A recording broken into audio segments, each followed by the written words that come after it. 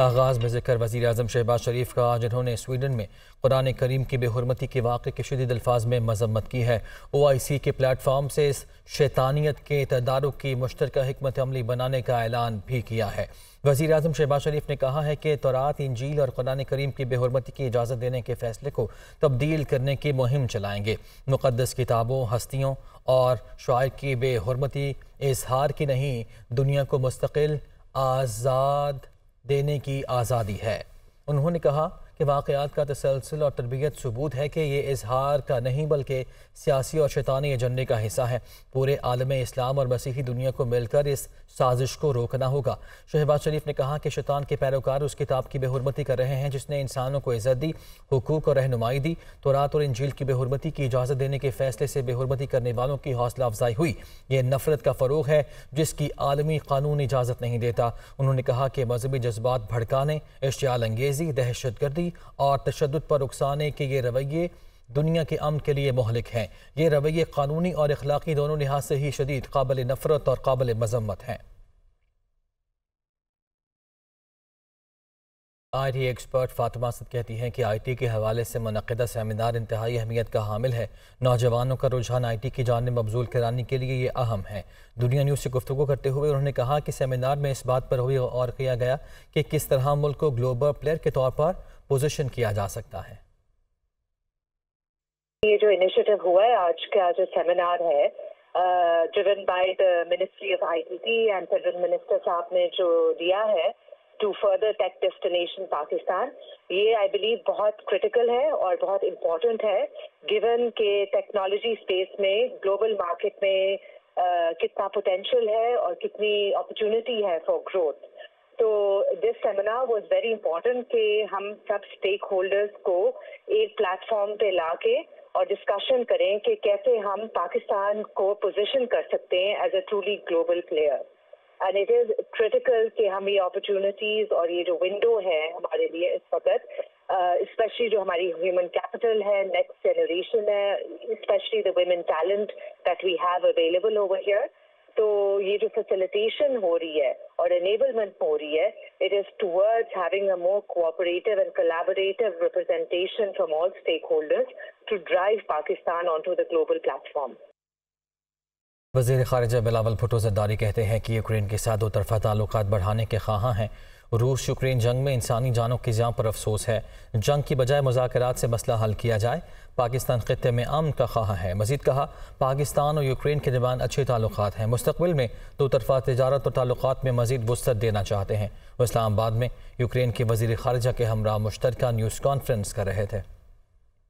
We agreed on the importance of regular dialogue and engagement to further strengthen our bilateral ties. We will continue to build on our conversation to add more substance to our relations. We discussed the situation in Ukraine. I shared with the Foreign Minister our deep concern at the prevailing situation and offered our condolences on the loss of precious lives and immense human suffering. In our meeting, I emphasized the importance of peaceful resolution of disputes and conflicts through dialogue and engagement and Pakistan's readiness to support peace initiatives which can bring peace in the region. The Ukrainian war has also brought difficulties for developing countries and the global south, particularly in terms of fuel, food and fertilizer shortages. Pakistan is no exception. وفاقی وزیر قانون اعظم نذیر تارڑ کہتے ہیں کہ اعظم خان کے بیان سے واضح ہے کہ سائفر کیسے بیانیہ بنایا گیا۔ کلاسیفائڈ دستاویز کو پبلک نہیں کیا جا سکتا۔ سائفر کو سیاسی مقاصد کے لیے استعمال کرنے پر 14 سال تک کی سزا ہو سکتی ہے۔ یہ بھی کہا کہ آرمی ایکٹ کے تحت سویلین کے ٹرائل 5 دہائیوں سے ہو رہے ہیں۔ عسکری تنصیبات پر حملوں سے متعلق کارروائی بھی آرمی ایکٹ کے تحت ہی ہوتی ہے۔ وہ اسلام آباد میں نیوز کانفرنس کر رہے تھے۔ تو جو وہ ڈاکومنٹ تھا سائفر کا جو کہ اپنی تحویل میں لیا اور اس کو ایک جلسے میں انفارچونیٹلی استعمال کیا اور اس کے بعد وہ واپس کبھی بھی جو متعلقہ محکمہ ہے اس کو لوٹایا نہیں گیا۔ جو اس کا طریقہ کار ہے جو آپ کے کلاسیفائڈ ڈاکومنٹس ہوتے ہیں ان کے لیے کہ پہلی بات تو یہ ہے کہ وہ ڈاکومنٹ جو ہے وہ پبلک نہیں کیا جا سکتا، کسی سے شیئر نہیں ہو سکتا۔ یہ ایک ایسی انفارمیشن ہے جو کہ دو جو ممالک ہیں ان کے تعلقات کے بارے میں تھی اسی لیے اس مراسلے کو ایک کوڈڈ زبان میں بھیجا جاتا ہے. تو یہ جس بے دریغ طریقے سے اس ڈاکومنٹ کا استعمال کیا گیا قومی سلامتی کو پس پش ڈالتے ہوئے اور پاکستان کے جو تعلقات ہیں ایک دوست ملک کے ساتھ ان کو پس پش ڈالتے ہوئے، تو وفاقی حکومت نے سارے جو اس کے پہلو تھے ان کو سامنے رکھتے ہوئے یہ معاملہ انکوائری کے لیے FIA کو بھجوایا تھا. شیڈیول میں ترمیم نہ قانون میں ترمیم، یہ عسکری اداروں کا فیصلہ تھا. ان کی پریمیسز پہ اٹیکس ہوئے تھے، انہوں نے فیصلہ کیا قانون کے مطابق. سول سائٹ پہ جو عدالتیں ان ملزموں کا کیسز دیکھ رہی تھیں، ملزمان کے انسداد دہشت گردی کی عدالتیں یا میجسٹریل کورٹس، انہوں نے قانون کے مطابق درخواستیں دے کے ان لوگوں کی تحویل لی. اب معاملہ عدالت میں زیر تنقید ہے. ترجمان استحکام پاکستان پارٹی فردوس عاشق اوان کہتی ہیں کہ سائفر کے ذریعے ملک کی سلامتی کو داؤ پر لگایا گیا. PTI لیڈرشپ قوم سے معافی مانگے. مزید کہا کہ حکومت سے مطالبہ کرتے ہیں سائفر معاملے میں جو بھی ملوث ہے اس کے خلاف آرٹیکل 6 کے تحت کارروائی عمل میں لائی جائے. اسلام آباد میں پریس کانفرنس کر رہی تھی. گواہ بن جانا یا کسی کا کوئی ایسی سٹیٹمنٹ دے کے اپنے گناہوں سے چھٹکارا حاصل کرنے کی کوئی کوشش کرنا، عوام کے اندر یہ عمل جو ہے وہ قابل قبول نہیں ہے. اور یہ سائفر کے حقائق عوام کے سامنے آنے کے بعد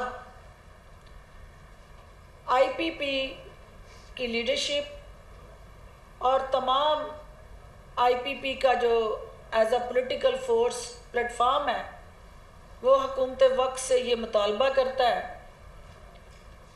کہ اس سارے کھیل کے ساتھ جڑا ہر وہ کردار جو کسی نہ کسی طرح اس میں ملوث ہے، سہولت کار کے طور پہ، ہدایت کار کے طور پہ، اداکار کے طور پہ، یا کوئی پروڈکشن کرنے والا بھی اندر اگر شامل ہے تو اس کو بھی آرٹیکل 6 کے تحت اس ملک سے غداری کرنے کے جرم میں قانونی اور آئینی شکنجے میں لایا جائے.